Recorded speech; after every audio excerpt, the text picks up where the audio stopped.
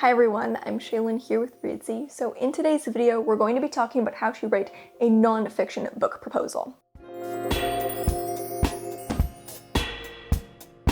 In the world of nonfiction, you don't submit to publishers a completed manuscript, but rather a book proposal that pitches your idea for your manuscript to prospective publishers. The idea is to convince that you have a book worth investing in. So having a strong proposal is key because that's how you're going to sell the book, not with the manuscript itself. A proposal is between 15 and 50 pages long and includes an overview of your book, an author bio, sample chapters, marketing ideas, comp titles, and a chapter outline. So in this video, we're going to go through each of the components of a book proposal. If you would like more guidance, we have a book proposal template, so I would definitely recommend following along with that if you actually are writing a book proposal, so I'll leave a link to that in the description below. Step number 1 is the overview. So every book proposal begins with an overview of the book that you're planning to write. This overview covers who or what the book is about, so an acquisition editor immediately has a strong idea of your book's topic and commercial appeal. You want to write the overview as if it were your book's back jacket, so with vivid descriptions, a punchy hook, and a little bit of charm to get an editor's attention. The opening sentence should be like an elevator pitch, something that's going to grab a reader's attention so they want to learn more. It can be a little stylized because it should be punchy and eye-catching, but you also want to keep it to the essentials. Start with a short opening sentence that grabs the reader's attention and quickly outlines the book's genre, then unpack the main themes and topics proposed in the book. Wrap it up after just a couple short paragraphs by noting the significance and reach of your subject matter.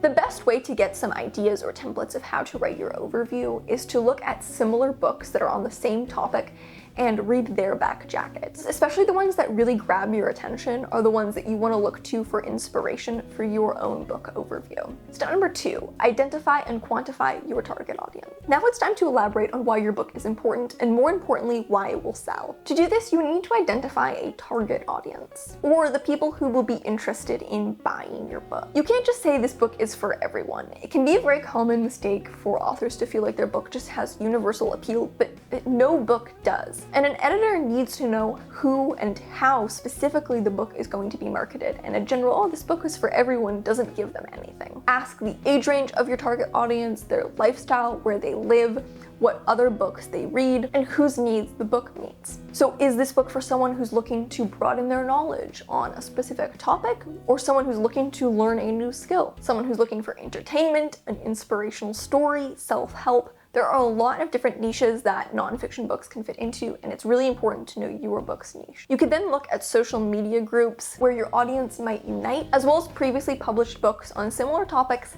to get a general sense of how many people are in this prospective audience. You want to show publishers that there's a demand and audience for your book and provide clear, concrete numbers to back it up. Actually being able to prove the claim is really important rather than just saying the audience is there. Step number 3, write your bio. Your position in your field is a really important card up your sleeve when it comes to your book proposal. Your experience makes up your credentials, a reason to trust that you can deliver credible answers and information and are the one best suited to write this book. Your bio should therefore detail what makes you an authority on the subject, as well as elaborate on the size of your reach. So think about the following information: your author platform, your qualifications, anywhere you've taught, previous publications, media appearances such as lectures, speeches, or interviews, connections in the industry, personal media contact, as well as an author photo. Step number 4 is to research and pick your comp titles. An acquisition editor will be asking if there's space on the shelf for your books. Surely other people have already written on this topic, so what new does your book bring to the table? Research other books on the same topic. It's best not to compare yourself to huge name authors, since their platform is already much bigger than yours. Try looking up those big titles on Amazon and then looking at the customers also bought section to look for some new releases on the same topic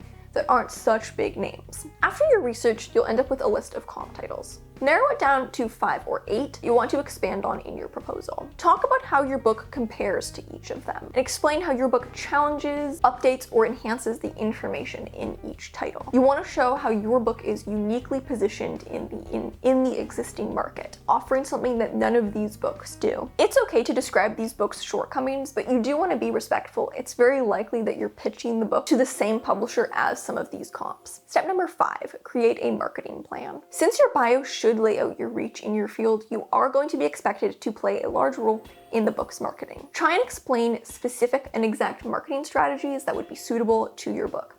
Consider things like if there are any contacts in your field that you could get a blurb from, if you've guest spoken anywhere before and would be able to again, if you've written any columns or articles, would you be able to secure another one with the same outlet, or potentially do an interview there around the same time as the book's release in order to promote it. Do you have a strong newsletter subscriber base? And do you have any connections with bookstores or libraries that could help distribute your book? Step 6, the chapter outline. Now it's time to elaborate on the actual book. You want to show that your manuscript is fully developed and ready to write by providing a chapter-by-chapter outline. This doesn't have to be too detailed, just 1 to 2 paragraphs per chapter. We have an entire post on how to outline a nonfiction book, so we'll leave a link to that so you can get a more detailed look of this specific part of the book proposal. And step number 7 is to show off your writing skills with a sample chapter. So you don't need to provide the full manuscript. In fact, you won't have even written it yet.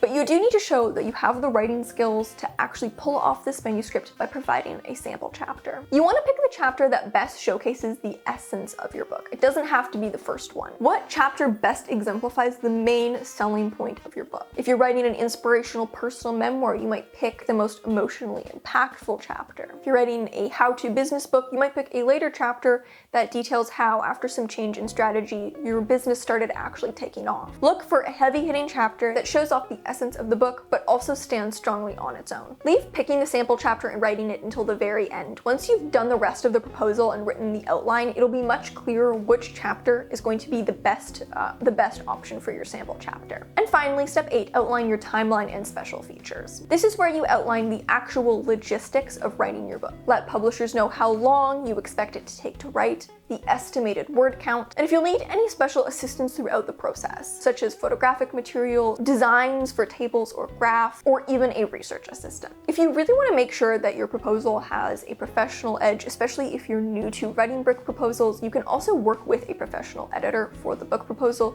A lot of people even work with ghostwriters who are very familiar with the industry and can help make sure that your book proposal is strong and contains all the elements that it needs. I'll leave links in the description of this video to some other related articles and videos that we've done on publishing nonfiction books and book proposals. Thank you so much for watching. Remember to subscribe and turn on notifications so you don't miss any new videos from us. We've got new writing, editing, and publishing tips every Friday on this channel. Until next time, bye!